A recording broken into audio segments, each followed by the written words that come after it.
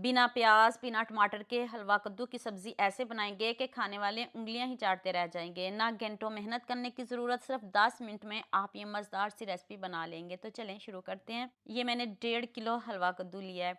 जितना मर्ज़ी ले सकते हो आप, कम या ज़्यादा कर सकते हो। बस थोड़ा-सा दिखा देती हूँ कि आपने इसकी कटिंग कैसे करनी है।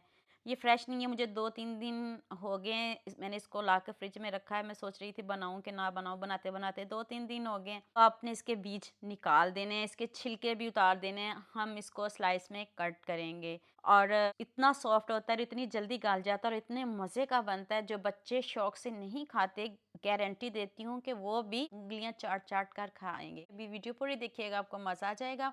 तो बस आपने इसको बारीक बारीक कट करना है, मोटा मोटा ना कट करिएगा। तो चलें, सारे कद्दू रेडी हो गए हैं। अब मैंने हाफ कप ऑयल लिया है। सबसे पहले हम कद्दूओं को फ्राई करेंगे। इसका कलर चेंज तो नहीं होगा, बस आपने इसको फ्राई करना, आपको खुद ही पता चल जाएगा कि ये बहुत अच्छे से फ्राई हो गए हैं। फिर हम इसमें मसाले डालेंगे। कौन से मसाले डालेंगे? सबसे पहले हम 2 चम्मच इमली का पल्प ऐड करेंगे, हाफ टी स्पून हल्दी पाउडर, 1 टीस्पून लाल मिर्च का पाउडर और 1 टीस्पून नमक और 1 चम्मच धनिया पाउडर।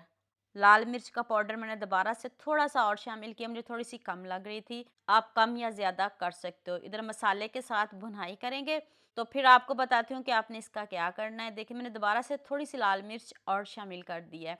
पहले अच्छे से इसकी भुनाई करेंगे, ना कोई टमाटर शामिल करेंगे, ना कोई प्याज शामिल करेंगे।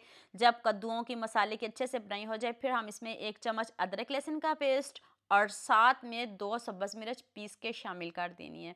अब दोबारा से अदरक लहसुन के साथ इसकी बुनाई करें। यहाँ मैं आपको याद दिला दूँ, अगर आपको मेरी रेसिपीज़ पसंद आ रही हैं तो जल्दी से मेरे फेसबुक पेज को भी फॉलो कर लो और साथ में मुझे यूट्यूब पे भी सब्सक्राइब कर दो। ये तरफ से प्यार होता है, मोहब्बत होती है, खुशी होती है कि आपको मेरी रेसिपीज़ पसंद आ रही है। 2 कटोरी मैंने इसमें पानी शामिल किया है, 1 कटोरी कम है और मैंने इसको 10 मिनट वेट लगाया है। आप अपने इलाकों और शहरों के हिसाब से लगा लीजिएगा।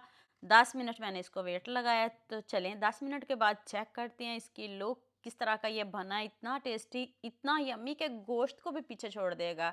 आप इसको ज़रूर बनाइए। ये कोई आम रेसिपी नहीं है, बड़ी टेस्टी है, बहुत मज़े की है, सिंपल है, ईज़ी है।